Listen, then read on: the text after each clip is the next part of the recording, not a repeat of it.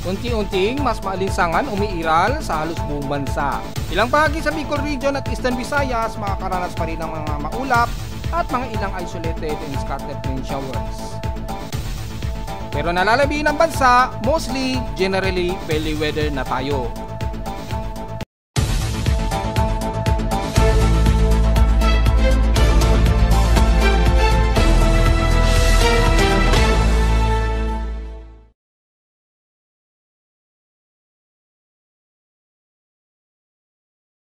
Hello, good morning mga folks. Welcome po muli sa ating Daily Weather Bulletin at Analysis para sa ikalawang araw ng Marso 2025. Ang oras natin po ay may maga, alas 10:22 na ng umaga. Well, mapapansin ninyo, medyo mas nararamdaman na natin ang init dala ng easterly trade winds. Well, dahil nga po monsoon break na halos tayo at magsisimula na pong nagpapalit ang ating temperatura. At unti-unti nararamdaman na nga natin yung medyo mas maalinsang ang panahon na. Sa ngayon, hindi pa nasa highest peak o pinakamataas above 34 degrees Celsius o 35 degrees Celsius dito sa amin sa Caloocan.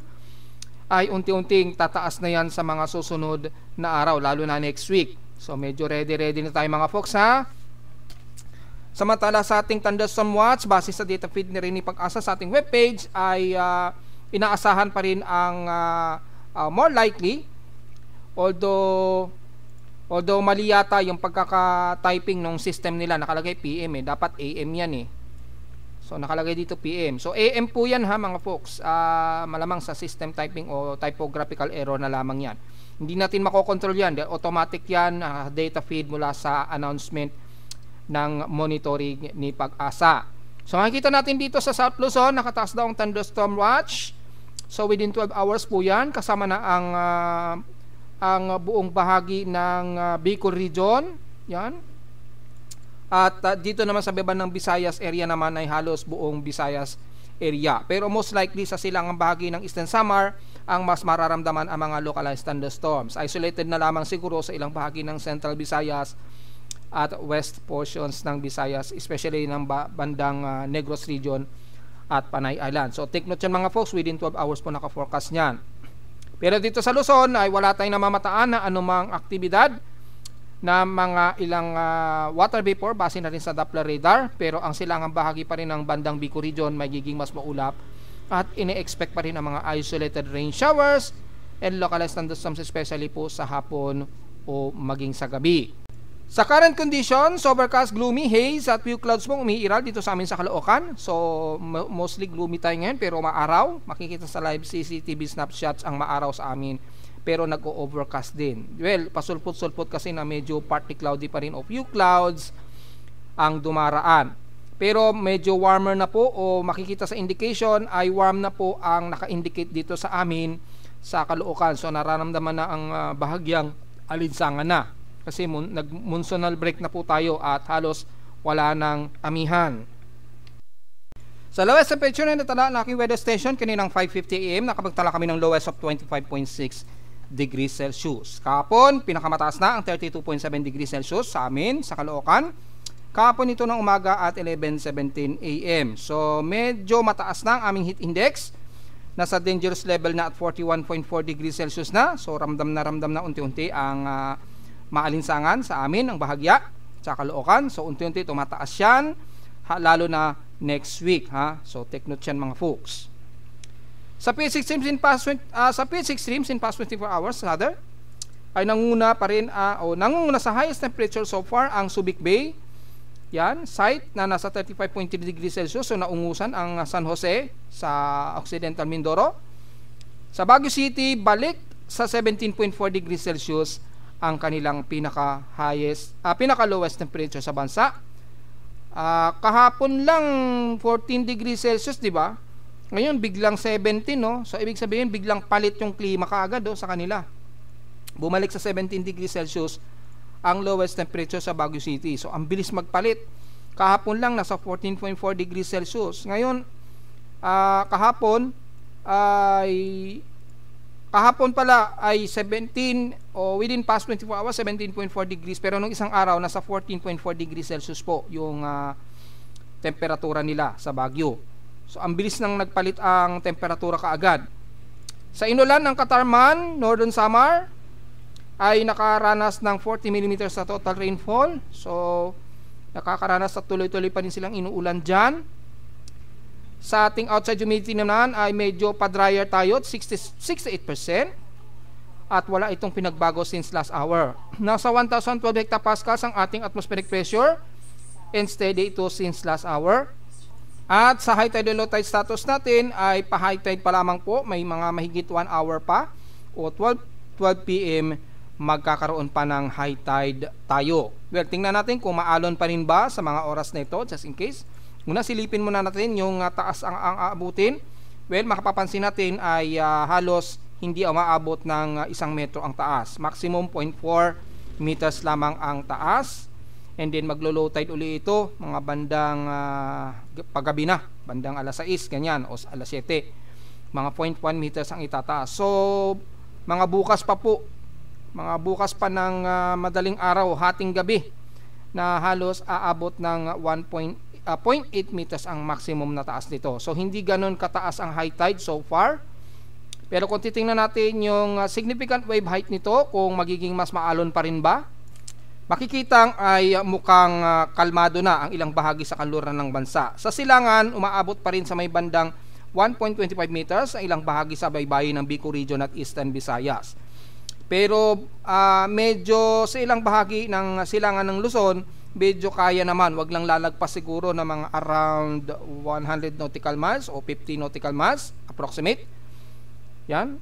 Medyo maalo na lang dito sa silangan dahil nga po lumalakas na nga po ang ating easterly trade wind na. O, puro easterly trade wind na po yung tumatama dito. Kaya unti-unti na tayong nakakaramdam ng mas maalinsangang temperatura na.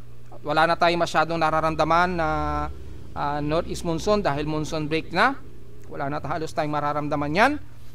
So yung easterly trade wind na lamang ang maaring magpaalon dito sa may bandang silangang bahagi ng ating bansa. The rest naman ay kalmado na po. Maging sa may bandang Batanes, Clopop Island, halos hindi nakita o ramdam ang malakas na bugso ng northeasterlies. Kaya kalmado na rin ang karagatan dyan.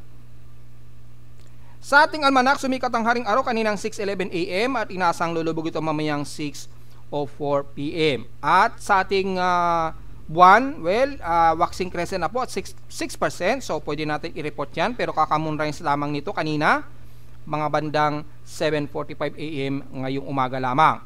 So kaka-moonrise pa lamang niya at elevation of 39 degrees. So pa-moonrise pa lamang yan. Mga bandang maggagabi, medyo makikita na ninyo yung pinaka-crescent niyan mamaya. Medyo magandang kunan sa mga clear skies ang area ninyo ha. Dito sa amin sa Metro Manila kasi medyo maulap mahirap masilayan masyado.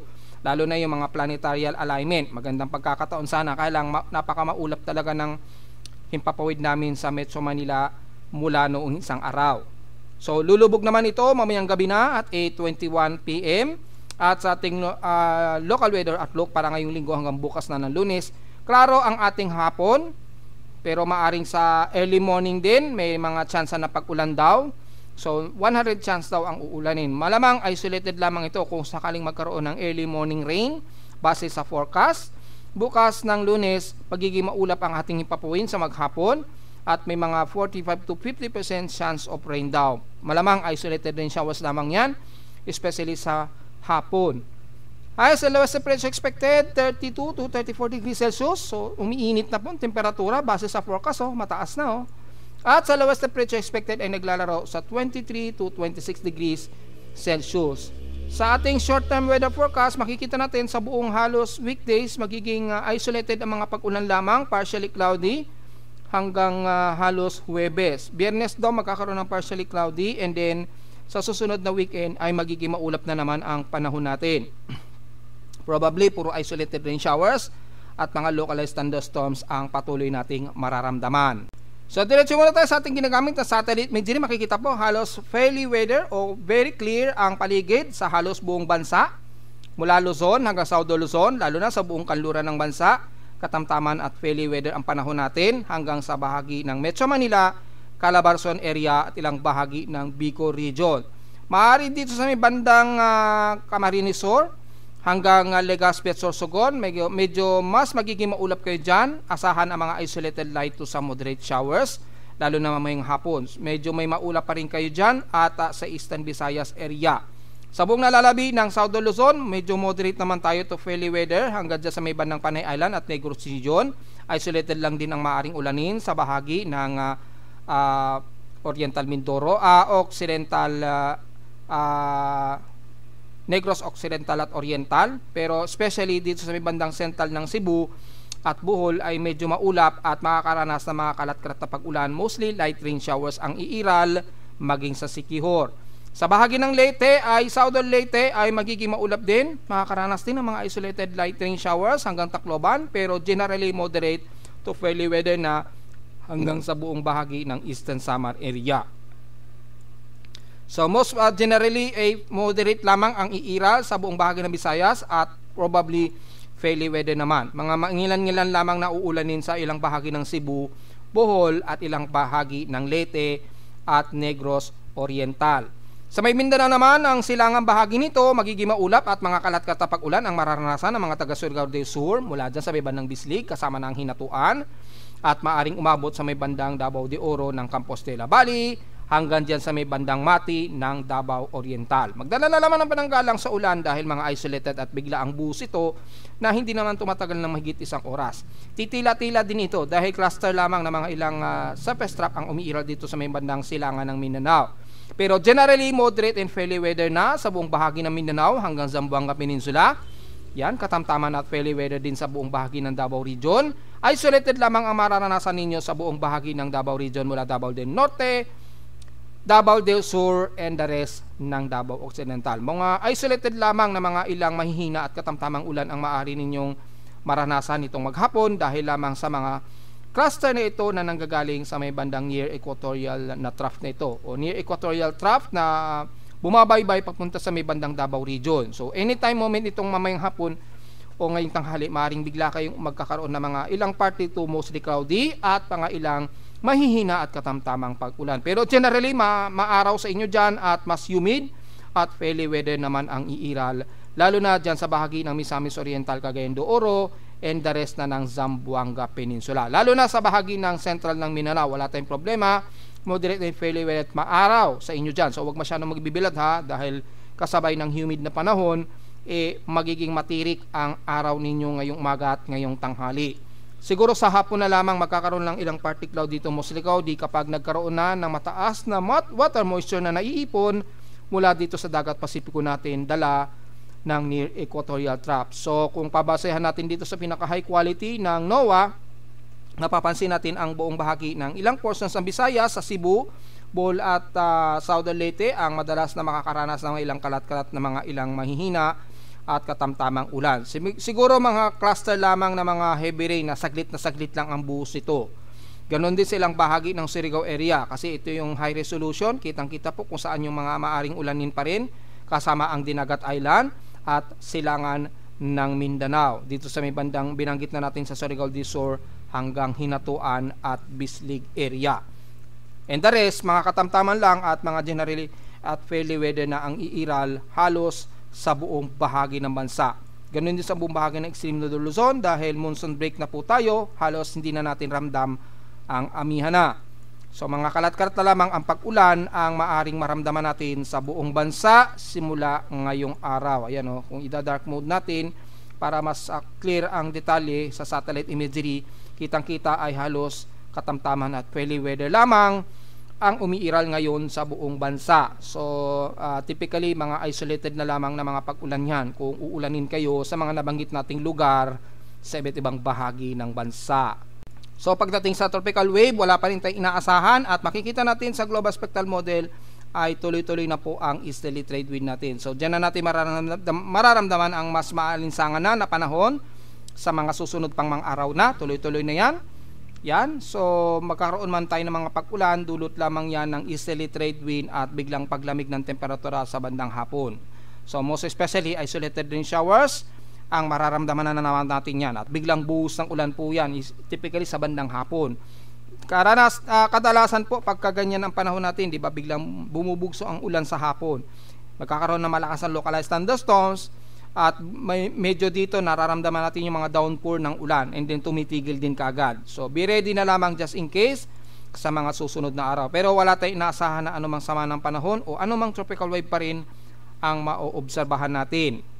So wala tayong masyado may re-report sa mga computer models. Ayan, makikita natin monsoon break na at easterly trade wind na lamang nakikitaan natin dito. So yung mga surface step na yan o water vapors na nagpapaulan sa ilang bahagi ng eastern part ng ating bansa, sa mga susunod na araw dulot lamang yan ng concentration ng water vapor, and then pagdating ng hapon bigla itong bumubuhos bilang isolated rain showers and localized thunderstorms. Pero yung amihan halos wala na.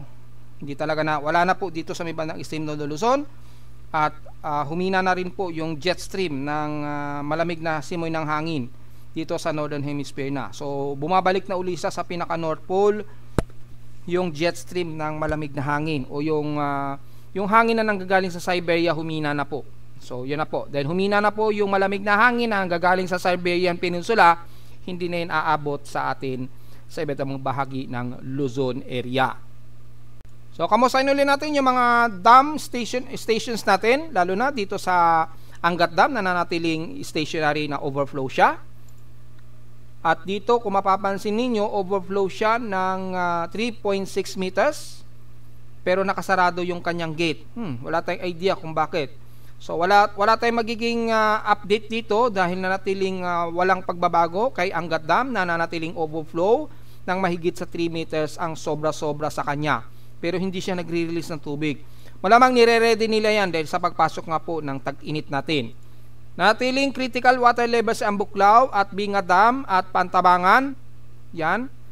At natiling nakabukas kay Magat Dam. Despite na normal naman yung kanyang water level. Hindi naman siya pumasok sa pinaka-critical level niya. So wala tayong idea kung bakit patuloy pa rin na nagre-release ito ng tubig. Dalawang gate ang nakabukas sa kanya na mahigit 1 meters ang ine-expect niyang inire-release. Pero hindi naman siya water overflow o hindi naman nasa critical level yung level ni Angat Dam, ni Magat Dam. So wala tayong idea kung ano ang dahilan kung bakit sila nagbabawas ng tubig kay Magat Dam. Pero the rest, mula kay Ipo at Lamesa Dam, normal naman ang water levels nila, at San Roque Dam, wala tayong problema. At kay Angat Dam ay dito hanggang ngayon ay nanatiling nasa overflow siya, pero wala namang siyang inire-release na sobra-sobra. So yun po ang problema natin dyan. At wala rin tayong idea kung bakit hinahayaan nila na nasa overflow itong si Angat Dam, na supposed to be 210 lamang ang pinaka minimum na water level na normal high niya. Since nasa 213.6 meter ngayon ang water level ni Angat Dam, kaya siya nasa under overflow state. So wala tayong idea bakit hindi nila ni-release yan. So Latindol, so far merong mga mahihina-hina na mga pagyanig na nadetect tayo mula kaninang alas 4 ng madaling araw, siguro mga bandang 4:03 o 4:04 AM ito ng madaling araw. Ayan, medyo at least magnitude 4.0 siguro ito. Kung titingnan natin sa pinaka-short period ni PBOX, wala namang nakalagay dito na anumang mas malakas na pagginig. So, meaning, maaring sa ibang bansa ito naganap. Kung papansinin natin, mukhang teleseismic ito. So, kung titingnan natin sa international time, mga 20:04 o 20:03. Yan. So, titingnan mo natin kung anong oras yan. At ayun na nga, sa Guam. Sa Guam po nanggaling yung pagyanig, magnitude 5.3 po ito, pero malalim-lalim yung epicentral depth na 63.6 km ang lalim. So nagkaroon ng pagyanig kaninang alas 4:02 to be exact ng madaling araw. So medyo na-detect sa amin sa Caloocan, pero mahina na lamang. Siguro yung arrival nung secondary wave dito ay mahina na. Hindi na masyado malakas yung arrival. Pero kung mapapansin niyo dito, medyo na-detect pa rin ng aking seismometer yung pagyanig dito sa Guam. Ayan o. So yun lamang po ang pinaka-latest, magnitude 5.3 po ito kay Guam na may 63.6 km epicentral depth. Ngayon, kung titingnan natin yung buoy monitoring o yung tsunami monitoring sa may bandang Guam, mula kaninang madaling araw, hindi naman masyado ramdam o wala namang pagbabago sa kanyang sea level. So ibig sabihin lamang walang possible tsunami warning ang nakataas. So at least madali nating nalalaman kapag nagkaroon ng paglindol, halimbawa na lamang sa Guam, nagkaroon ng paglindol dyan, nalalaman kaagad natin kung magkakaroon ba ng possible tsunami warning. At kung papansinin naman natin dito, wala naman tayong nakikitaan na nagbago sa ripple ng karagatan sa Guam. Mula kaninang madaling araw, wala oh. So, ibig sabihin lamang yan ay hindi ganun kalakas yung energy para mag-produce ng anumang vibration sa ilalim ng dagat o maaaring mag-produce ito ng possible o mahihinang tsunami wave. So, wala naman. So, yan ang purpose natin kaya naglagay tayo nito ng real-time din na sea level map para malalaman natin in actual ang pagbabago. And the rest, so far, wala naman tayo naitala na magnitude 4.0 mula sa data PDP box. Ayan, wala naman. At kung babalikan natin yung International Seismic Network monitoring natin ay mas marami po ang mga malalakas na pagyanig. Ayan o, meron sa may Russia, Kermadec Island, Sound of Fiji, yan, mostly dito sa may bandang South Mid-Pacific. Yan. Meron din sa Pilipinas, gaya na lamang sa Leyte, pero magnitude 3 po ito, mahina. Ayan o. And the rest, wala naman masyado. Meron din sa atin sa Pilipinas, ayun, sa Mindanao, magnitude 3.2, magnitude 3. So, meron din sa Pilipinas, pero mahihina, mga magnitude 3 lamang. Ang kadalasan, malalakas din sa may bandang Russian, mga Southern Hemisphere zones, gaya na lamang ng bandang Kermadec Islands, Fiji Islands, yan, o South Fiji Islands, etc. Kasama na rin ang Guam, which is na-detect ng aking seismometer kaninang 4:02 AM. Ngayon sasagutin natin, may nagtanong kasi sa inyong lingkod, kailan ba madalas mas tumataas ang pinakatemperatura natin? Well, kung pagbabase natin sa ating yearly graph, ayan, yung total yearly graph, pagpalagay na natin yan, double check natin kung latest, February 28. So, gawin natin any year. Hopefully, mas mag-update. Wala pa. So, in 360 days. Yan. So, March last year hanggang huling araw ng February 28. So, ito yung pinaka-latest niya. Kung mapapansin ninyo po, ang mas madalas tumataas ang temperatura, yung mas mainit na lumalagpas na ng 35 degrees Celsius. Yan, nagsisimula yan totally mga bandang March 24 katapusan. Ayan o. Kung saan vernal equinox na tayo. Yan, aalisin natin yung low Aalisin natin yung pinaka-low. Ay, mali. Hindi natin ayaw maklik. So, ayaw maklik, hindi natin ma-select yung ano. Pero kung makikita niyo po dito, usually mga bandang katapusan ng March, ang mas nararamdaman natin ng mas maalinsangang temperatura. Ayan o. Base dito sa aking seismometer mismo, noong last year ng March, dito medyo naglalaro pa lang sa 35 degrees Celsius ang temperatura. Ayan o, mga 35 degrees, 33 degrees, 34 degrees. Yan. Pagpasok ng vernal equinox na, yan na yung simula na talaga ng kung may tuturing nating summer, starting March 24, ayan na, sumisipa na siya sa 35 degrees to 36 degrees Celsius. Ayan. Yan, ayan, nagsisimula na sa 36, 36.9. Ayan na, maalinsangan na yan pagdating na ng bandang katapusan na ng March. Yan na yung mas mainit na ang ating linsangan. Then pagpasok yan ng April, mas tumataas pa ang temperatura. At last year nga naka-record kami ng record-breaking na highest of 39 degrees Celsius, halos 40 degrees Celsius yung huling na itala sa amin sa Caloocan. Last year po yan April 27 po yan. Yan yung pinaka-mainit na highest peak na nai-record sa amin sa Caloocan. So sa mga nagtatanong po sa inyong lingkod, kailan ba ang buwan na nagsisimula ang pinakamataas na temperatura? Ngayong unang linggo ay medyo hindi kakayanin pa natin yung temperatura o maabot lang ng hanggang 35 degrees Celsius. Yan o, by March 24. Yan. Mula mga March 6 hanggang March 23rd, yan, medyo naglalaro pa sa 33, 29 degrees Celsius o 33 degrees Celsius. And then pagpasok ng March 24, sumisipa na sa 36 degrees Celsius ang temperatura. Yan o. Diba? Diyan na, mga March 24 last year kami nakaranas ng mas maalinsangan na temperatura. Nito sa mga unang linggo ngayong buwan hanggang second week, medyo kaya-kaya pa natin yung init. Pero pagdating ng vernal equinox started, diyan na talaga ang grabe, ang init na. O mas mainit na temperatura ang ating mararamdaman. Yung mga heat index natin yan yung sumisipa na sa 45 to 50 degrees Celsius ang heat index natin.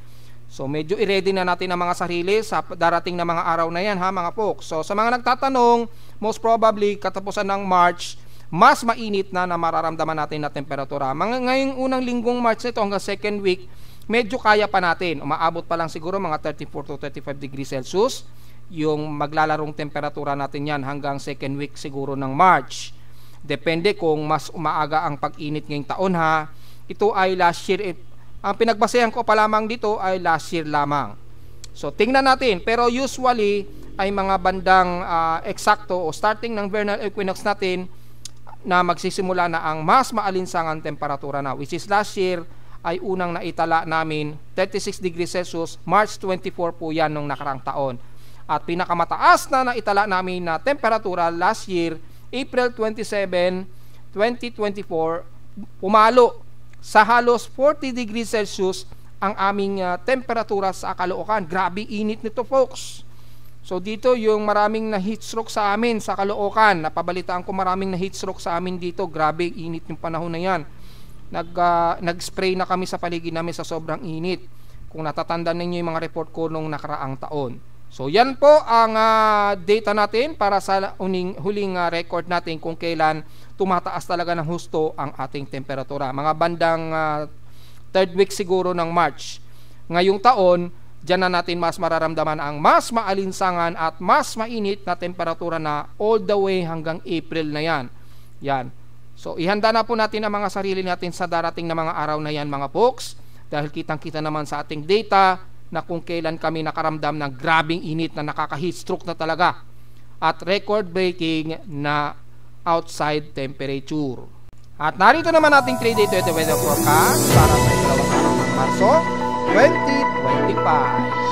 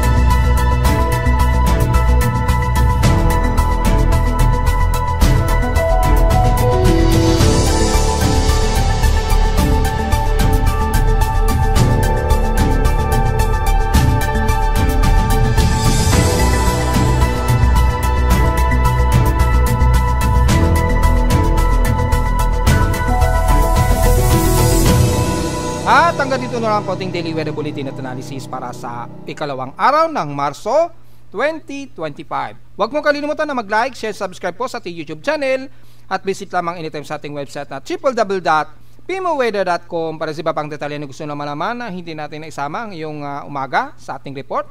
Well, paghandaan na lang natin ang pagpasok ng tag-init dahil unti-unti mas nararamdaman na natin ang medyo mas maalinsangan na temperatura unti-unti. So medyo ready na tayo mga folks. At visit lamang sa ating website sa gusto malaman ang pinaka-dynamic events mula sa mismong reading na aking aparato sa Caloocan at sa data feeds mula sa iba't ibang weather agencies. Maraming salamat po mga folks at magandang araw po sa ating lahat.